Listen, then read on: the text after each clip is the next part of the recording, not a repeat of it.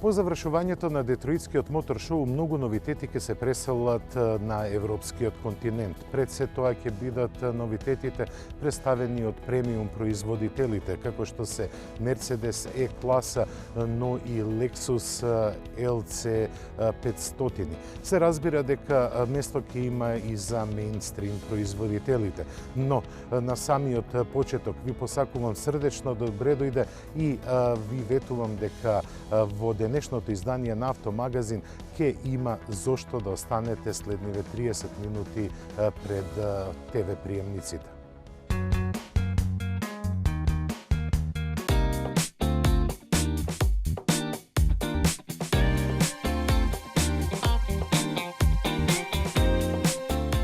За ситуациите во кои што сте без решение, земете семеен пакет Одличен 7 од Евроинс. Пакетот вклучува осигурување од незгода, патничко и домаќинско осигурување. Одличен 7. Квалитетно осигурување за квалитетен живот. За некого откажување од целта, за него предизвик за победа. За некого потежок пат, за неа невообичаен. Новата генерација теренски возила на Mercedes-Benz. Go. Go with a wave. Lead the brave.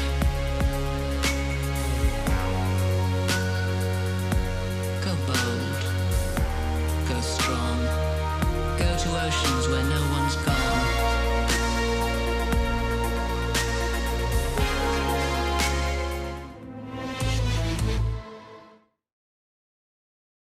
Јас сум актер во реклама за новиот современ Toyota Auris, во која сум затоа што во неја изгледам супер, затоа што се согласив да го носам овој детектор за лаги. И веруете, многу е удобен при возењето и економичен и лесен за управување. Значи, можам стварно да мислам, обично на филозофија, концерти, спорт, море на првата соседка Сандра. Многу е убава, просечна е. Брат, ова чудо осетливо.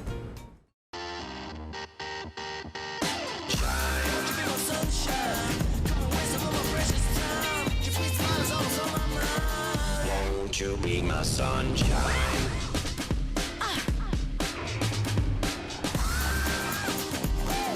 Разбудија енергијата во себе.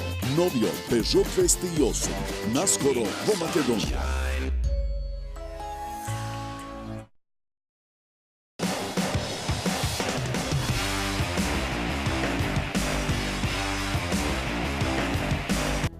Пред да продолжиме со новитетите во Автомагазин, ќе се осврнеме малку за македонскиот пазар на нови автомобили. Последните 4 години се црвено, односно црно салдо за македонските импортери на нови возила. Романтични се остварувањата од 2008-та, кога имавме повеќе од 18.000 нови продадени возила. Но овие последни 4 години таа цифра едва и се доближува до 4.000 годишно. За овој бизнис ние ќе зборуваме и во следните продолженија на Автомагазин. Но и покрај црните предвидувања за македонскиот пазар имаме еден светол пример за работење со нови автомобили. Имено увозникот на Peugeot Euro Impex покрај импортерството во Србија, Црна Гора и Косово го доби импортерството, односно довербата на Peugeot да биде импортер и за соседна Албанија. Ова е навистина одлично и за пофалба остварување од страна на нашиот импортер. Им посакуваме се најубаво во нивната работа, а ние продолжуваме со новитетите во Автомагазин. Како што најавив, Mercedes E-класа ја доживеа својата светска премиера во Детройт. Таа покрај зголемениот простор и извонредно добриот интериер ќе понуди многу интересни конфигурации за сите пазари. Но пред да го видите нашиот прилог за Mercedes E-класа, ви поканувам да видите едно филмско возило. Тоа наликува на филмско возило, но Lexus LC 500 е купе кое ќе ги плени не само возачите, туку и пешаците. Се разбира поради неговиот изглед. Неговата премиера ќе биде во втората половина на годинава, но дали ќе кошта онолку колку што е најавено, нешто повеќе од $350,000, ќе почекаме 6 месеци.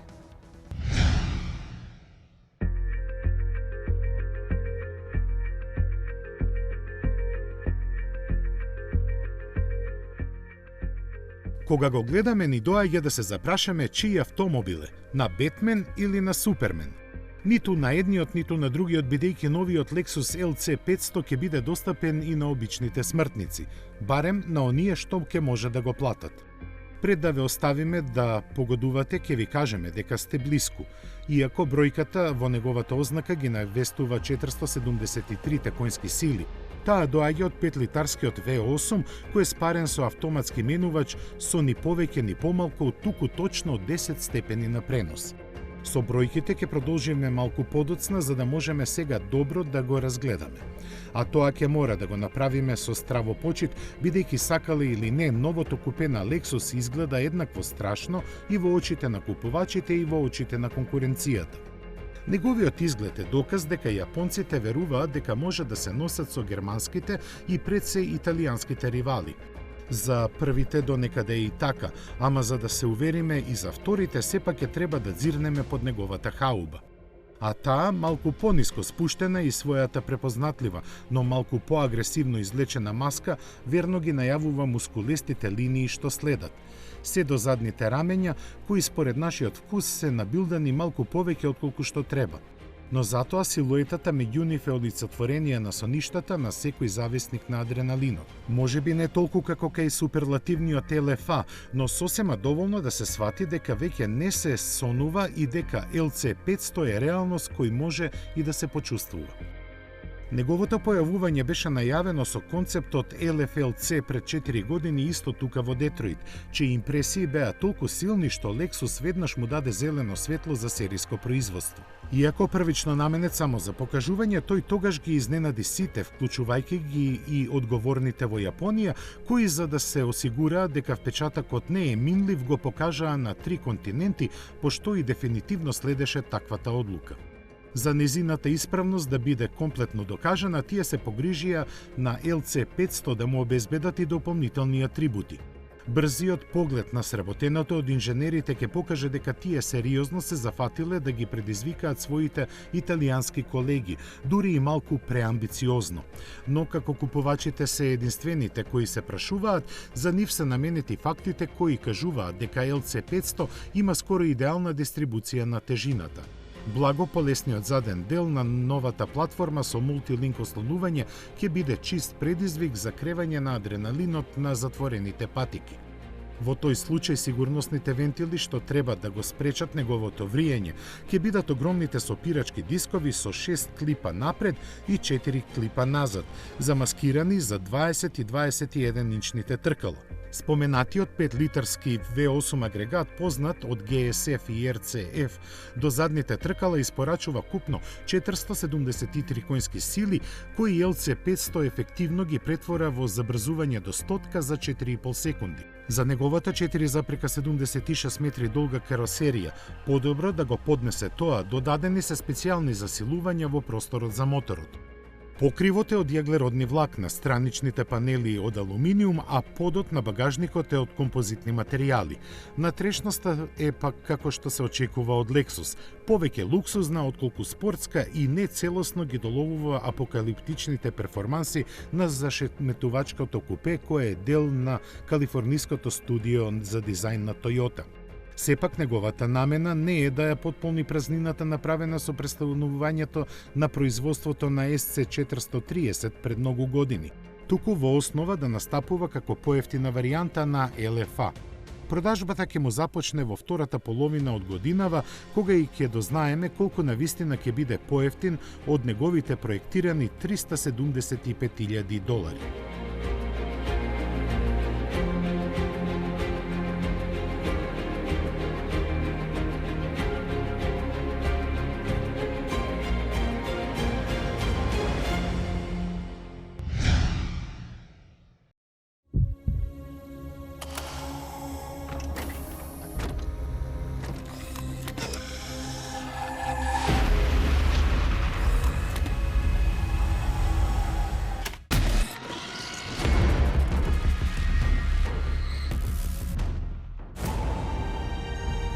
Новата генерација на Е-класата на Мерцедес ги спакува коферите за својот пат кон продажните салони.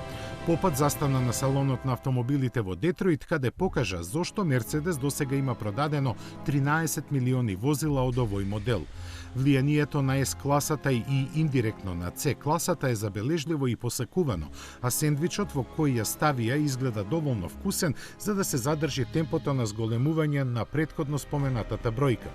Некои ја сметаат за баксузна, но таа на новиот учител му дава одлична стартна позиција во старата школа наречена средна европска премиум класа. А учителот од Штутгарт, како што доликува, со себе ќе донесе и доста нови лекции што ќе им ги дели на конкурентите.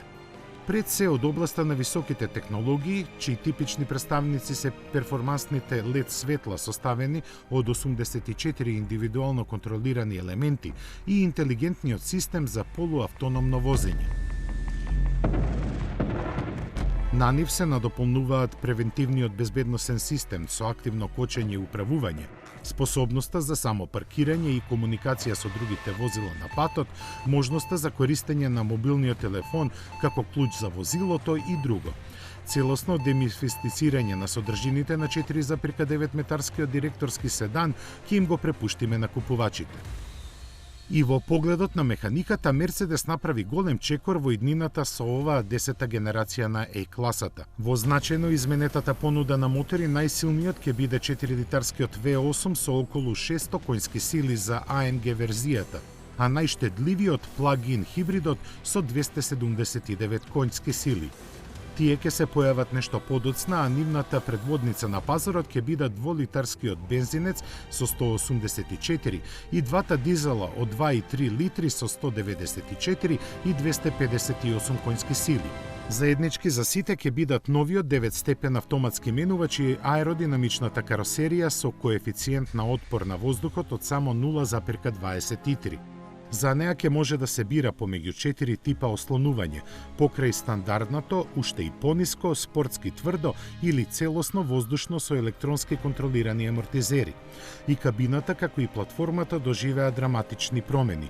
Интимниот поглед однатре покажува дека традиционалните инструменти се заменети со два дигитални дисплеја, а амбиентот креиран во опкружување на висококвалитетни материјали. Тука се и копчињата чувствителни на допир поставени на управувачот, со што му возможува на возачот полесна контрола на функциите на возилото.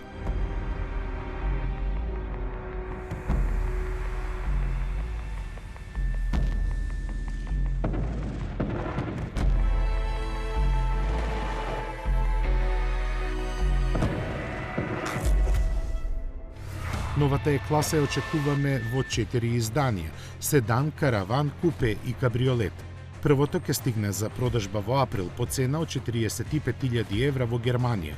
За крај ќе споменеме уште дека техничката ознака на новата Мерцедес Е-класа е W213. Ве потсетува ли тоа на нешто?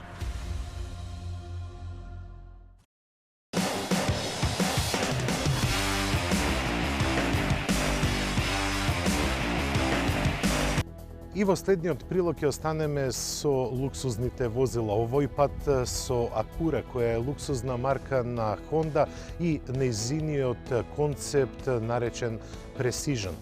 Овој автомобил сите ќе ги остави без див, а неговата комерцијална промоција би требало да биде во следните 2 години.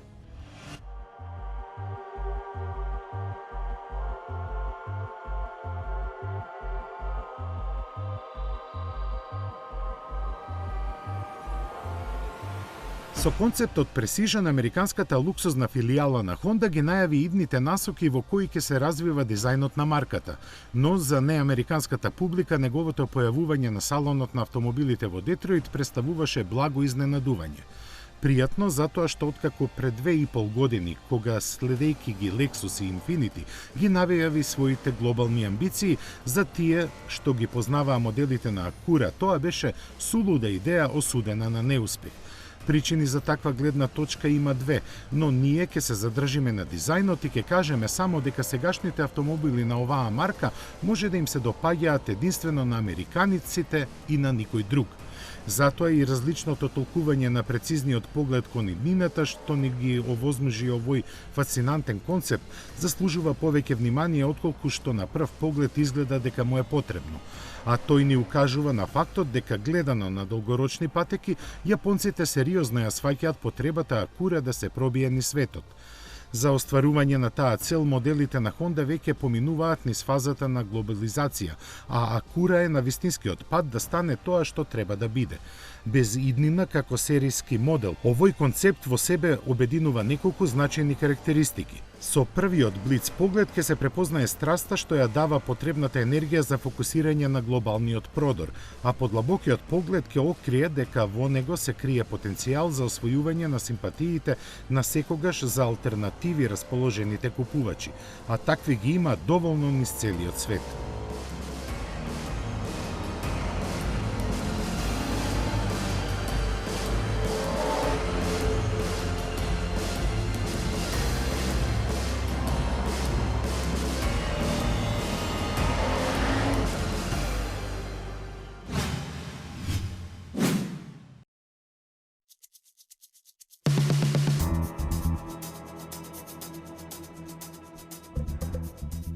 Лавот повторно е крал на Дакар. Пежо и Стефан Петер Хансел го освоија најтешкиот рели предизвик на планетава.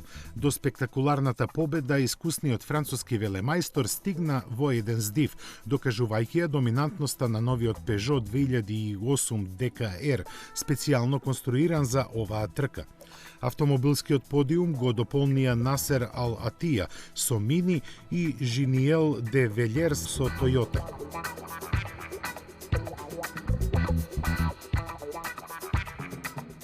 Од моторциклистите ставеше Тоби Прајс на КТМ, во камионската категорија најбрз беше Жерар Дерој со Ивеко, а меѓу квадрициклите локалниот херој Марко Партонели со Ямаха. Петер Хансел е најискусниот рели возач во светот, кој зад себе има 24 Дакар релија и 12 победи на нив, половина со автомобил, половина со моторцикл.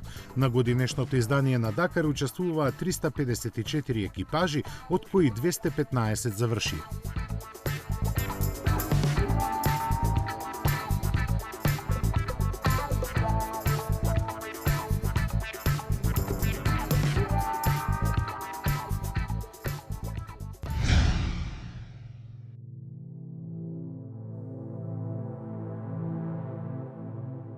За моделската 2017 година Јагуар го освежи големиот XF, додавајќи му погон на сите тркала. Како и кај F-Type, од каде потекнува овој систем, иницијално ги задвижува задните тркала на луксузната британска лимузина. Како има потреба, тој испраќа променлива доза вртежен момент кон предната оска, со што возните својства на XF се подигнуваат на импресивно ниво. За разлика од сличните по големина и статус конкуренти, погонот на сите 4 тркала кај Jaguar XF може да се добие само со посилниот дизел мотор од новата Ingenium генерација. Неговите 180 конски сили се доволни во соодейство со 8-степената автоматика да го забрзаат до 100 км на час за 8,4 секунди. Новиот Jaguar XF All-Wheel Drive максимално може да постигне 222 км на час, а просечно да потроши 4,9 литри нафта на 100 км.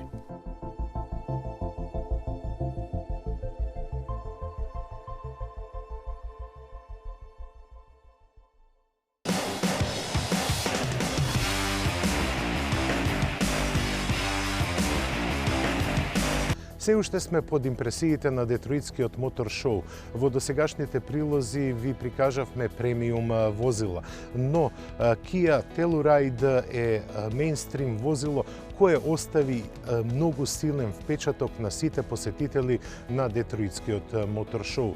Некои велат поради неговиот проамерикански дизајн, некои велат поради неговата мултифункционалност, но Telluride, ако добро помине во Америка, сигурно ќе се префрли од другата страна на Атлантикот.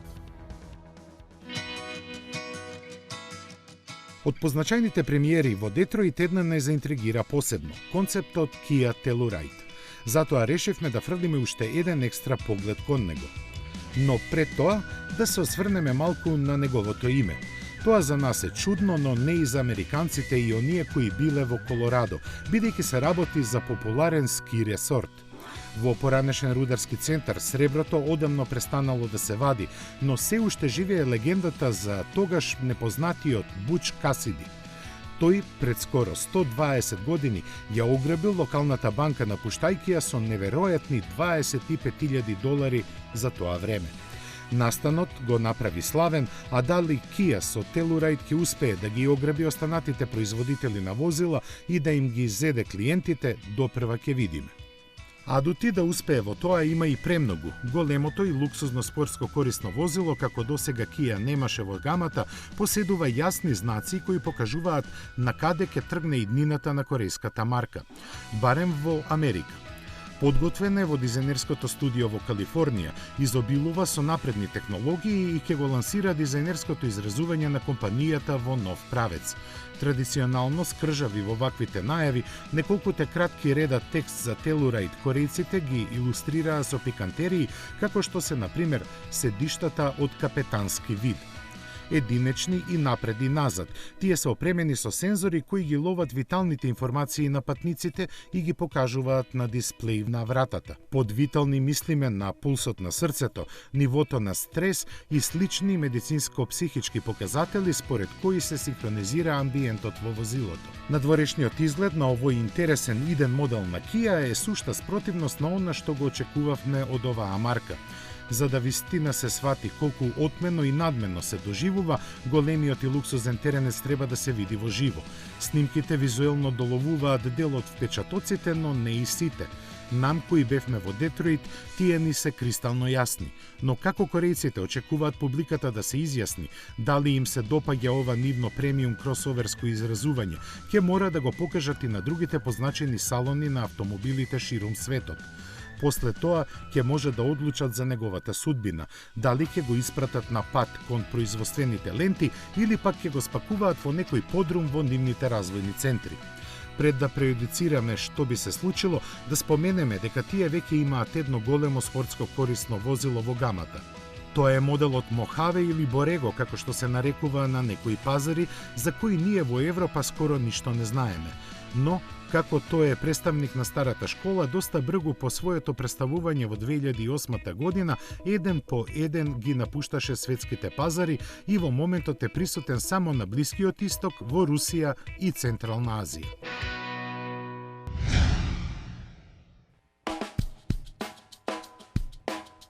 Додека очите на светот беа свртени кон Детройт, во постудениот дел на северноамериканскиот континент се одржуваше уште еден салон на автомобилите. Канадскиот Монтреал беше негов домаќин, а таму автомобилските изненадувања беа од малку поинаков вид. Типичен доказ е премиерата на Nissan, концептот Rouge Warrior. Основата е теренецот добро познат кај нас како X-Trail, на кој место тркала му се монтирани гасеници за снег. Долги 1,20 м, високи 76 и широки 38 см, тие му даваат можности какви што стандардниот кросовер не може ни да ги сонува. За нивно вградување потребни беа измени на ослонувањето, кои го зголемија растојанието од подлогата на масивни 58 см. Затоа сега Руж има неограничени можности за пробивање низ снежни наноси и може да се искачи на нагорници под аголо 45 степени. На рамен терен достигнува максимални 100 км на час, а за спектакуларни снежни пируети се задолжени на предната, но сериска X-Tronic трансмисија и интелигентниот погон на сите тркала, во овој случај гасеници.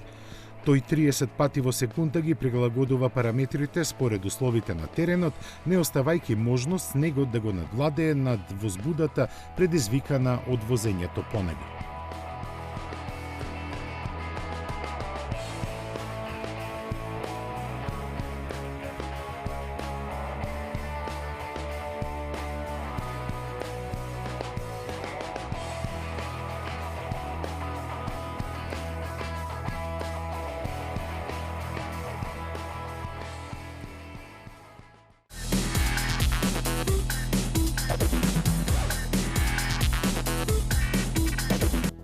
Потребно е малку слободно време и вистинско возило за прекрасен излет во природата. Се разбира кој тоа го сака. Денеска на тест го имаме вистинското возило за излет во природата, но за жал 99% од купувачите на спортско корисните возила не ги возат своите возила на терен.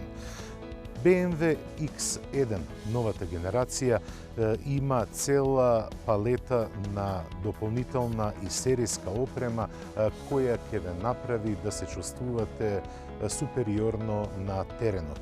Но поради статистиката што ви ја кажав пред малку, дека повеќе од 99% од купувачите на спортско корисните возила не ги возат на офроуд, ние се одлучивме само најавата да ја направиме на офроуд. Следното што следува е возењето по асфалт.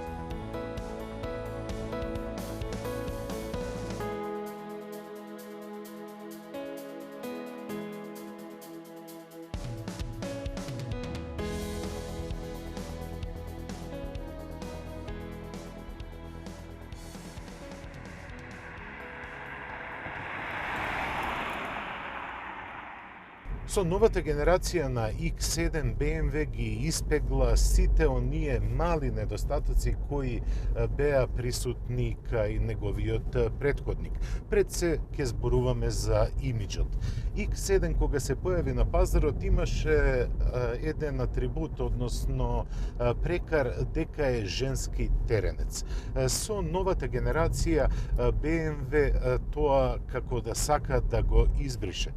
Тоа е спортско корисно возило кое би задоволило попрашање на возни својства и окорели мажи. Пред се поради силниот мотор. Дволитрениот турбодизел од 187 коњски сили е многу добро направен да функционира во оваа каросерија. Пред се тоа и поради 8-степениот автоматски менувач кој забрзувањата ги прави линеарни, а му дозволува на возачот да биде многу релаксиран зад управувачот. Нема да разговараме многу по прашање на управливоста на овој автомобил, затоа што BMW е на самиот врв кога станува збор за управливоста на неговите возила. Инаку, престојот во кабината е удобен, ергономијата е на високо ниво, а играта на чисти линии и класични инструменти го потенцира имиджот на BMW. BMW X7 порано не го ставав на исто рамниште со неговите конкуренти, но сега тој е подготвен да ја превземе улогата на лидер во својата класа. Што се однесува до негативностите, јас забележав според мене 3 негативности. Првата е читањето на дневниот дисплеј кој се наоѓа помеѓу мерачот на вртежи и на брзината. Јас секогаш сакам воланот да ми е во највисока точка можна подесен, па затоа не можам да ги прочитам информациите кои се однесуваат на дневната километража, тоталната километража и температурата на воздухот. Втората негативност според мене е малата седалка. Таа е доволно широка, но нејзината должина не е адекватна. Па затоа цело време ја чувствувам во задниот дел на ногата. Таквото чувство многу и го нарушува комфорот на седењето, но и можноста да се истрпат подолги релации во возењето на BMW X7. Но во сите 3 модуси на возење кои ги има, однесувањето на каросеријата, подпирањето, па и управувањето се врвни. Кога го возев BMW серија 1 го искритикував по прашање на поврзливоста на забавниот систем со телефонот преку Bluetooth. На таква пречка не налетав со возењето на BMW X1. Едноставно, поврзувањето одеше многу лесно. Како и секој BMW, така и X1 е мала ризница на технолошки остварувања. Не само за безбедноста, туку и за задоволството во возењето. Го спомнав 8-степениот автоматски менувач кој ќе повторам, линеарно ги менува брзините и немате никаков проблем во удобството. Просто чувството е како да возите CVT менувач, односно со континуирана трансмисија, а не класичен со запчаници. Многу ми се допаѓа функционирањето и брзината на менувањето на преносите на менувачот кога го контролирате со прекинувачите сместени зад управувачот. Нивната позиција ви овозможува во секој момент да го смените преносот без да го пуштите управувачот, што дава едно посебно чувство кога сте зад управувачот на било кој автомобил.